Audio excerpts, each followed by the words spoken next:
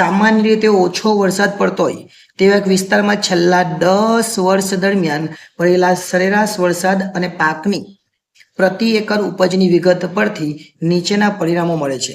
19 અને 20માં માર્ચમાં દાખલો પૂછાયેલો. આ પરથી સરેરાશ વરસાદ 20 સેમી હોય એનો મતલબ કે એક્સ બરાબર કેટલા આપી દીધા?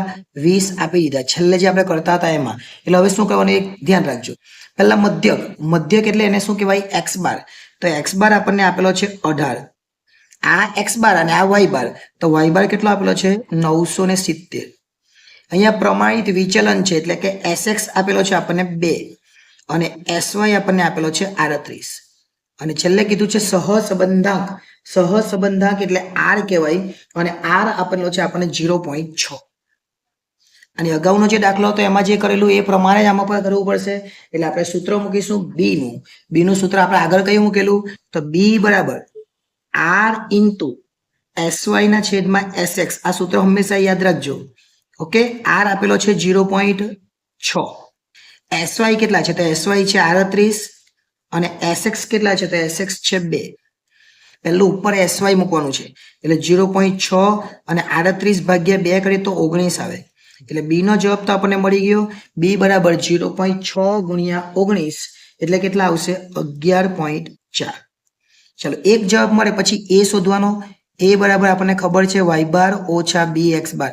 આ સૂત્ર ઘણી વાર આપણે ઉપયોગમાં લીધું છે એટલે હવે આપણને ગોખાઈ જવું જોઈએ. 970 છે, બી 11.4 છે અને એક્સ બાર છે 18. ઓકે, એટલે 970 11.4 ગુણ્યા 18 કરવાના. 11.4 ગુણ્યા 18 જ્યારે આપણે કરીએ તો 205.2 આવે. ઓકે, હવે 970 માંથી 205.2 બાદ કરીએ તો 764.8 એ આપણો જવાબ આવે એ નો. પણ અહીંયા એક વસ્તુ વિચારવા જેવી છે, જે આપણને એક્સ ની કિંમત આપી જ દેલી છે.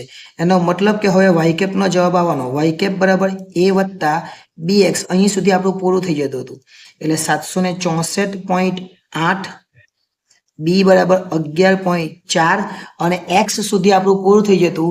એટલે અહીંયા એક્સ આવતો ખરો અને અહીંયા દાખલો પૂરો થઈ જતો. પણ હવે એક્સ ની જગ્યાએ આપણને આપેલા છે કેટલા? 20. એટલે એક્સ ની જગ્યા પર આપણે 20 મૂકવાના. એટલે 764.8 વત્તા 11.4 અને એક્સ ની જગ્યા પર 20 મૂકી દે. એટલે 764.8 વત્તા 11.4 ગુણ્યા 20 એટલે 228 થઈ. અને આ બંનેનો સરવાળો કરી દે એટલે આપણને વાય કેપ એટલે કે છેલ્લો જવાબ આપણને મળી જાય. વાય કેપ બરાબર 992.8. આ આપણો છેલ્લો જવાબ આવે. પણ એમનો કયો એકમ છે? તો એ વાય નો એકમ છે કિલોગ્રામ. તો આપણો જવાબ આવશે કિલોગ્રામમાં. એટલે અહીંયા આપણે લખી દેવાના કિલોગ્રામ. તમે ન લખો તો પણ વાંધો નહીં, પણ લખી દેવો તો સારું લાગે. કિલોગ્રામ આપણો જવાબ આવે. વાય નો એકમ જોઈ લેવાનો. વાય નો જે એકમ હોય આપણે લખવાનો. એટલે ખૂબ સરળ આ પણ દાખલો હતો.